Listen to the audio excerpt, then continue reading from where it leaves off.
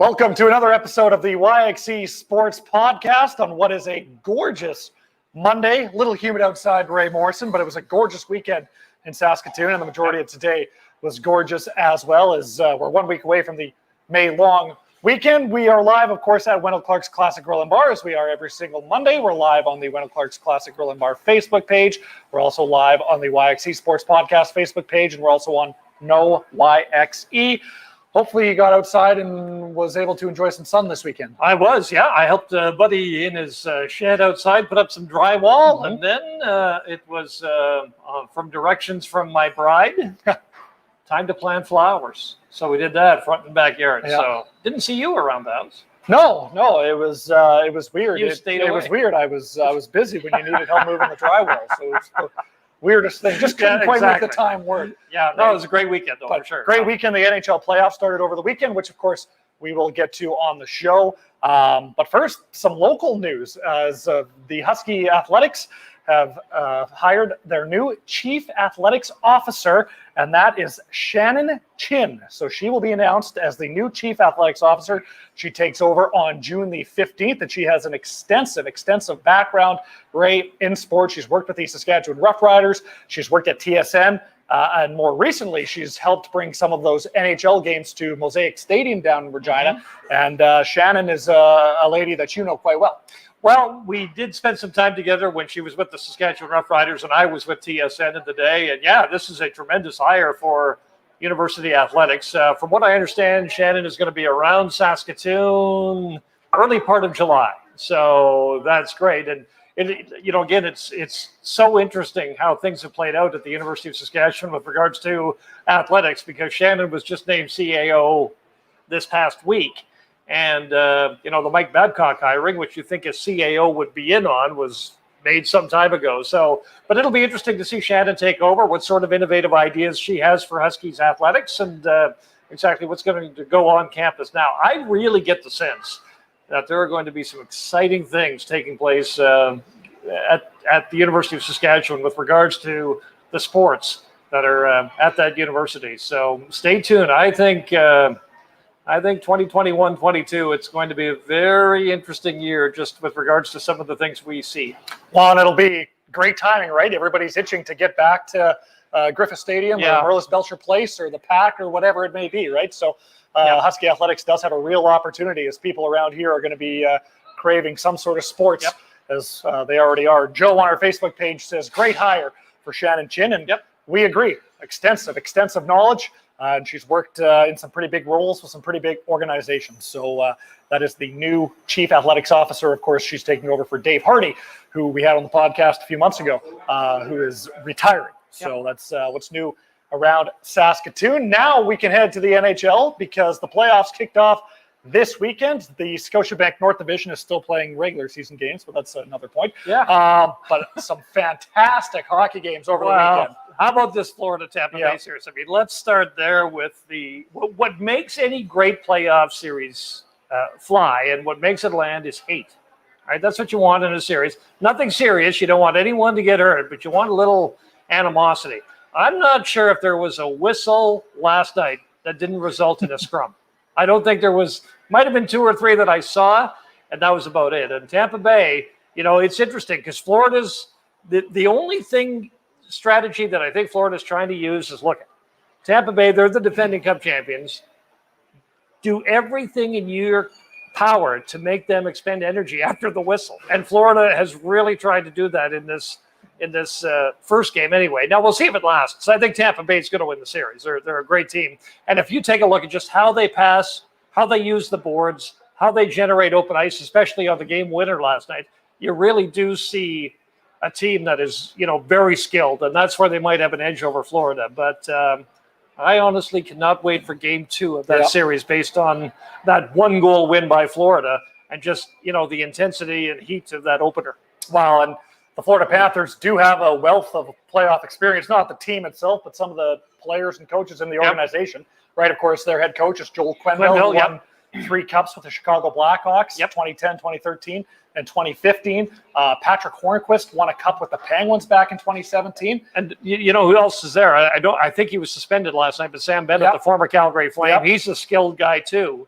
And so, when it comes to kind of some wide open hockey, which Tampa Bay will try generate, he's not going to be around for the second game, as I said, but a guy like that could be a difference maker. Well, and Alex Barkov and Jonathan Huberdeau were so good. They really were. They're so underrated because they play in Florida. That was one of those games you really thought to yourself, that's too bad one team had to lose. Yeah. It really was, because, some of the moves and the goals and everything that went into that game were just, it was highlight reel stuff. Yeah. The Panthers had fans in attendance, as every American NHL team will. Yep. The North Division isn't, but that's a discussion for another time. But anyways, the big thing in Florida and the playoffs is the rats, right? Because it all goes back to 1995 when Scott Mellenby killed that rat in the locker room. So, and then all the fans threw rats on the ice. So a couple of rats made appearances. And they're back. The rats are back. The rats are back in Florida for Panther playoff hockey. So that was one heck of a hockey game last night. Yeah, it really was. The Islanders and Penguins, New York got off to a 1-0 series lead. They won in overtime. Yesterday afternoon, Kyle Palmieri had 2 goals. Big deadline acquisition from New Jersey. Vegas and Minnesota was another fantastic hockey game. That game went to overtime. That game ended 1-0. 1-0. But there were chances at either end. There really were. The goaltenders played really well in that game. I think that's going to be a closer series than a lot of people think, that Vegas Minnesota. Oh, do you really? Yeah, I don't know. A lot of people are saying, like, when you take a look at the top teams in the National Hockey League, Vegas was obviously right there with Colorado. Yeah. I don't know if I'm not sure I agree with that. I think Vegas is going to put the hammer down here and probably end this thing in 5 or maybe 6, but I don't think it'll go the distance. Colorado and St. Louis. So we obviously know who you're going to pick there. Yep. Colorado. Yep. Carolina, Nashville. That series has yet to start, too. Yes, yeah. I think game 1 goes tonight. I think it'll be Carolina. I think the Canes will win that series. Ever since Rob Brendamore's taken over as head coach of the team, he's got that team playing well. A certain level of the one thing, he got criticized a couple of years ago for letting the players kind of play to the fans with their post-game antics and stuff, but Rob Brendamore's a former player and an elite player at that. Cup champion. A cup champion, and he's a guy who understands that you got to let players kind of, don't box players' creativity. It's a big difference between a guy like him and John Tortorella. Yeah. Right? John Tortorella has a system that he expects everybody to play, whereas Rod Brindamore kind of lets teams and his guys kind of, just let the freedom go, and it's paying off. Not to say that I'm not saying that Rod doesn't have a system. Yeah. But I am just saying that just from an observation standpoint, it certainly seems like he's a guy who just kind of lets his team, kind of play to their strengths a little bit, and that certainly, it's served him well for sure. Wendell Clark's Classic Grill and Bar is running a office pool, so okay. The link is in the comments. If you want to join, you can definitely do that. But the link is there in the Facebook comments. Make sure you get in on their office pool. And there you go. Join our hockey pool. So we definitely will. Yep. Boston, Washington, game 2 is going on as we are live here at Wendell Clark's Classic Grill and Bar. It's 2-1 Boston. Last time I saw, Washington won game 1. Tom Wilson, of course, the villain, game winner, the NHL. And, he had an assist on the game winner. Oh, he assisted on the game winner, but he scored another one. Yeah, he scored the first goal. That's right. He opened the scoring. And one of the things about that was Ovechkin was starting to run around a little bit on game, and finally a couple of Bruins kind of played some old-time hockey on Alex Ovechkin and tried to minimize him. That Tom Wilson's going to be up for that challenge no matter what the Bruins throw at him. So you've got some characters on both teams that just aren't afraid to mix it up, and that series might be that's a series that could be very close. Yes. I think if you look at a close series, that one could be. Well, Boston has that grit too. That they can kind of go toe-to-toe with Washington on, right? For sure. So that'll be a fantastic series. And there are 2 series that will happen in the North Division once the Vancouver Canucks play out their remaining 56 games. Obviously a tough situation for them because they had the massive COVID outbreak. So they still have some, don't tell them this, but they have some meaningless games to finish up. But Edmonton and Winnipeg and Toronto and Montreal in the first round in the North Division. Connor McDavid had 22 points in 9 games against the Winnipeg Jets this season. Mike Smith was a perfect 4-0 against the Winnipeg Jets this year. So Obviously, you look at all the stats on paper, and the Winnipeg Jets kind of struggled down the stretch towards the playoffs. You've got to think that Edmonton's probably going to win that series. Oh yeah, and again, we're seeing that playoff hockey from we're seeing that playoff hockey from Connor McDavid, Yeah. and he just does things with the puck on stick at a high rate of speed that nobody else does. Right? And we talked about Tampa Bay and how they showed skill, but I mean, you get Draisaitl and McDavid going, and it's going to be a real problem for the Winnipeg Jets. And then, of course, you have Toronto and Montreal, my Leafs versus your Habs. Now, I was being a little grateful today because I said that the Toronto Maple Leafs would win in 6. Wray Morrison to my left thinks that it might be a sweep or maybe a one-goal game. That's going to be interesting too, right? I mean, the Toronto Maple Leafs, that's been the knock on them. I mean, they're not in the first round anyways, but they don't have to face the big bad Bruins in the first round this year. And that's been their arch nemesis in the playoffs. But the Leafs added the toughness and the size in the offseason with Simmons and Joe Thornton, Zach Bogosian. It was announced today he's going to be back for the playoffs. Riley Nash, who they brought over from Columbus. And Jack Campbell is going to be the starter in game 1 for the Toronto Maple Leafs. And he was 17-3-2 in the season. Carey Price for Montreal is most likely going to be back, but he's coming off of an injury, so you never know how rusty he's going to be. And Brendan Gallagher sounds like he might be back in the lineup for the Habs. For Carey Price, when is this one-game tune-up in the AHL? Coming up, I don't know what day, but it's got to be soon. Yeah. So just think about that. Your star goaltender, if you're the Montreal Canadiens, as you're about to face Austin Matthews, is getting tune-up games in the American Hockey League. So with that, I mean, I do think it's going to be very tough for the Montreal Canadiens. I was joking that the Toronto Maple Leafs might be able to make amends for that 1979 sweep they suffered at the hands of the Habs by sweeping Montreal this time around. That's a long time to wait if you're a Leafs fan. But, Toronto, they come at you in waves too, right? I mean, you're a guy like Zach Hyman. All of a sudden, he shows up with a multi-point game, and you just don't know when that's going to happen. But there's quite a bit of depth on that team. And not only that, but don't forget that this is a group that has also learned from guys like Joe Thornton and Jason Spezza all year, right? So if you've got some young players that have some questions about the rigors of playoff hockey, having those guys around, even though they might not get much or any ice time, I mean, those guys have really played a value for a Toronto Maple Leaf team that is now getting set to go into the Stanley Cup playoffs. So that's it's kind of why I like Toronto in this. There's a lot of things to really like about the Maple Leafs, and you touched on Jack Campbell too, Matt. That's he's been so good that I think the Maple Leafs are going to be in pretty good shape to get to round 2 of this series. One more note about the Toronto Maple Leafs. It was announced today that they have promoted Haley Wickenheiser to Senior Director of Player Development, and they've also hired Danielle Goyette as the Director of Player Personnel, or Player Development, rather.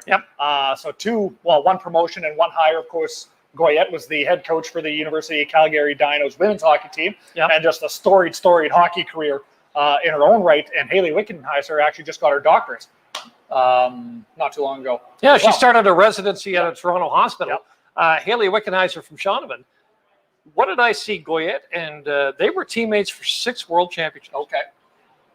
If I'm not mistaken, or something like that. But I think that's what I read. But having said that, I mean, you think about those two, and you talk about lifelong teammates and what you learn from teammates. Imagine what Wickenheiser and Goyette have learned in their storied career in women's hockey to a point that they'll be able to pass on within that Toronto Maple Leafs organization. So that's another impressive move by Toronto for sure. For sure. Of course, it sounds like Wickenheiser will be in charge of the NHL and the AHL's Toronto Marlies in that regard as well. So it'll be interesting to see where that goes. But the NHL playoffs are well underway. It's going to be a fantastic next few months.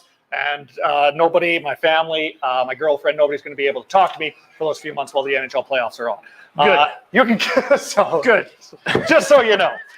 Speaking of the NHL playoffs, looking for a reason. There you go. Speaking of the NHL playoffs, they're on. Every single game of the NHL playoffs is right here at Wendell Clark's Classic Grill and Bar. So you can come on down to Wendell Clark's Classic Grill and Bar and catch each and every single game. $5 beverages at Wendell Clark's Classic Grill and Bar for any NHL playoff game. And like we said, it's round 1. So there's lots of playoff hockey to be had. And it's all right here on the corner of Circle and Idlewild at Wendell Clark's Classic Grill and Bar. So there's been a lot of negativity around the Canadian Football League for the past 5 decades. Yeah, okay, sure. I was going to say the past year, but okay. Yeah, that works too. But it does seem like there is more and more optimism surrounding a 2021 CFL season, even though it's already been pushed back. And there was an article by Pat Steinberg on CFL.ca, works for the Fan 960 out of Calgary. And it was a very optimistic article, basically just saying that the CFL kind of figured that the Ontario teams weren't going to be able to play at home or have fans at home games. So there's a couple of options, one of which is to start all the road games for the East Division teams out west. But there's, and you can speak to this more than me because I think you know more about the article, but there's just sounds like a certain level of optimism that the 2021 CFL season is going to go no matter what. Well, I think part of the optimism in these parts comes from what Scott Moe has laid out in the phase 1, phase 2, phase 3 plan that he has to kind of get this province rolling and back to normal again. And obviously in Saskatchewan, when you talk about getting back to normal, Rough Rider football is a big part of that. So that's it. But in the article, there was this quote: when the league announced their 2021 return to play plan, August 5th was the date targeted to start a 14-game season. And knowing some of what we've heard in recent weeks, that seems like a realistic one. And that's interesting, when you take a look at, kind of vaccine rates and that sort of thing, because as we've talked about before, the Canadian Football League, it's a ticket-driven league, and you can't do it without fans. Now, the question, I guess, is, in different provinces, if you're the Winnipeg Blue Bombers or the Saskatchewan Roughriders, can you make a go of it at 40, 60% capacity? And that's some of the numbers that will have to be crunched in the West. But it's definitely good news. And one of the things that we are all clinging to, right, is optimism, right? And so you kind of target that vaccine situation and see when everybody is, has received their second dose. And then, kind of follow the science, take a look at the trends and see what those numbers are. Now Manitoba has an uptick, right?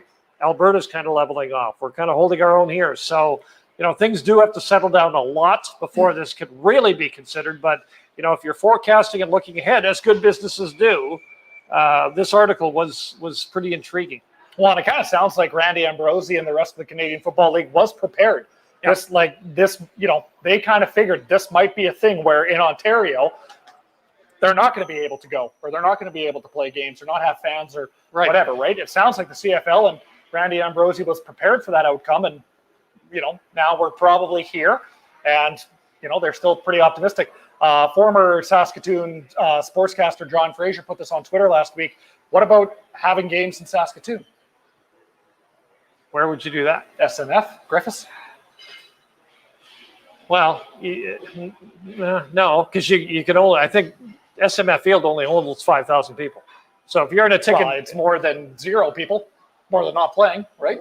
Well, no, I don't know. You'd have the added cost of taking 2 teams out of their city instead of 1, right? Yeah, but if the teams are going to be in the West anyways, right? Yeah, but the home team would have to go through the cost of going on the road to play too, right? So, I don't really see that being an option. No. Well, sorry to burst your bubble, John. Yeah. Well, no, we obviously we love John Fraser, but if you're if you're holding games at SMF Field, then you're probably holding games at Mosaic where there's more room, right? And it's a 30,000 seat stadium there, so. Yeah, I'm not necessarily sure about that way of thinking, but that creative thinking is something that, you might have to have. And, like we talked about, it's certainly not going to be ideal if the Hamilton Tiger Cats have to play 6 of their last 7 games at home.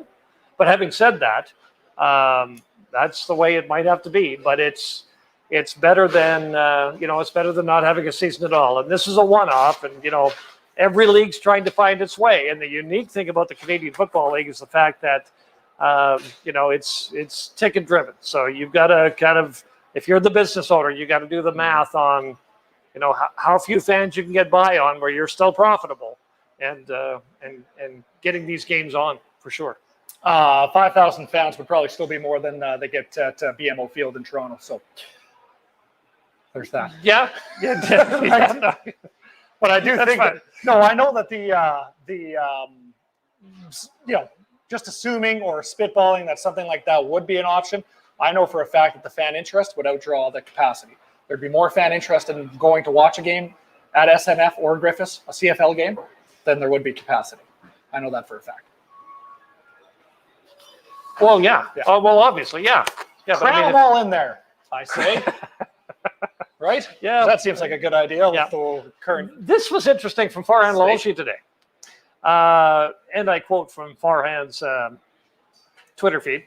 I'm told the Woodall-Keith group that has been looking to purchase the BC Lions for the better part of the past decade is no longer interested. A 6-person consortium with an estimated net worth of $1 billion. They simply got tired of waiting. I'm told there are 3 or 4 other interested groups in the BC Lions. And that's one of the things that also has to be figured out. You know, David Braley's estate, I think it's the current owner of the BC Lions. So they're trying to sell that team off, have been for a while. And that's you talk about teams that might draw 5,000 fans. Yeah. You know, some nights the BC Lions, those crowds don't look good. They draw more than 5, but that's another interesting situation. And don't forget about the ownership group in Montreal too. You know, they really haven't had an opportunity to operate their football team yet. Are they still invested? Are they still in? What are they doing? So there are some questions on the ownership front they'll be interesting to see through here as we hopefully get to a 2021 season. Well, it's too bad about the BC Lions too. I was never in BC Place before they redid it, but when they went through that big renovation there in 2010, 2011. But I was in BC Place after it was redone in the fall of 2019. The BC Lions were playing the Saskatchewan Roughriders, and I was in Vancouver, so I took in that game. And the stadium, since they've redone it, is awesome. Yeah. Like it's a fantastic facility, and it's, half or a quarter full. Yeah. Right, which is too bad. But it will be interesting to see if there's maybe some business people in and around British Columbia or whatever that want to step up and take a chance at that. But it'll be interesting to see what happens with the CFL. But there is definitely a continued optimism that 2021 is going to get played in the CFL season. Of course, the last we heard, it's going to be a 14-game season as opposed to an 18-game season. So that's the latest on the CFL front. One more note that we need to get to before actually 2 things. We're gonna leave off on the Toronto Raptors, but first I want to talk about the World Hockey Championships because those are a goal this year over in Latvia, I believe. Saskatoon's Darcy Kemper, goaltender for the Arizona Coyotes, is on that roster, and Prince Albert's Braden Schneider, a draft pick of the New York Rangers, is on that roster. So a couple of Saskatchewan players on Team Canada. So we wish them the best of luck at the World Hockey Championships over in Latvia. For the first time in 8 seasons, the Toronto Raptors will not make the playoffs. And this season, the end of the season, well, that's a couple different question marks for the Toronto Raptors. Yep. Masai Ujiri and Kyle Lowry. Are they going to be back? Those are the $2 million questions that nobody knows the answer to. Well, and it's interesting, too, because if you take a look at, the game of basketball, one of the things that happens is teams get stacked, right?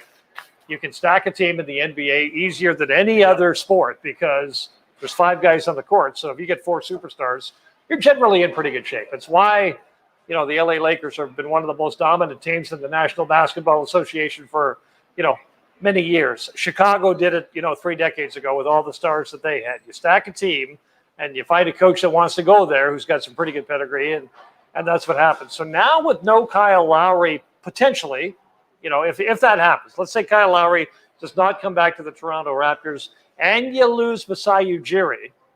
I mean, you talk about the final 2 pieces from when that team won its championship. That's getting close. Yep. I mean, there's still some good players around, right? Fred Van Vliet and some pretty good players, but you're getting pretty close to a rebuild, at some point in time. I mean, everybody was hoping that the quick fix Kawhi Leonard was going to come back after his 1 year in Toronto. Of course, he did not. And maybe some others have just looked at the situation and decided that, it's not going to be for them. And maybe Kyle's looking at it that way, thinking that he wants to play for a winner. And, of course, for a guy like Kyle Lowry, there's going to be some teams with some money that are interested in bringing him on. I think one of the things that the Raptors can hang their hat on is the job that Nick Nurse has done ever since he took over as head coach of the franchise, right? So, if Ujiri leaves, if Kyle Lowry leaves, I think as long as Nick Nurse is still the head coach of the Toronto Raptors, then they're going to be okay. I was watching some of their exit interviews. They weren't making excuses, but There were a lot of different things that factored into the poor play this year. I mean, talk about being so out of your element. Having to play down in Tampa. Right. It was funny. Fred VanVleet during his exit interview or press conference was talking about how in his condo in Florida, in his backyard, there were some alligators. So he said he didn't get close enough to get to know their names or anything like that. But well, some of the things that the Toronto Raptors were dealing with. They aren't when they were down in Tampa. But NBA playoffs are going to be good as well. Yeah, they'll be fun. Yeah, for sure. So that pretty much wraps it up for this week's edition of the YXE Sports Podcast. So thanks so much for tagging along and watching, or thanks so much for tagging along and listening. Make sure you head over to the YXE Sports Podcast Facebook page. Give that a like. Subscribe to our No YXE YouTube channel as well, because we are so close to hitting a milestone in subscribers. And producer Ian was telling me. Yeah, producer Ian was telling me that he's going to buy me lunch if they hit 100 subscribers or something like that. So maybe I'll just create like 6 different YouTube accounts. And where will you go for lunch? I don't know. Probably Wendell Clark's Classic. I would think so. Yeah, absolutely. Right? Why not? Maybe during an NHL playoff game. Yeah, for sure. So that, like I said, that does wrap it up for this week's edition of the YXE Sports Podcast. Next week is the May long weekend, so we will take the weekend off to spend up at the cabin with our families, whatever that case may be. So we will talk to you in 2 weeks. That will be the next episode of the YXE Sports Podcast.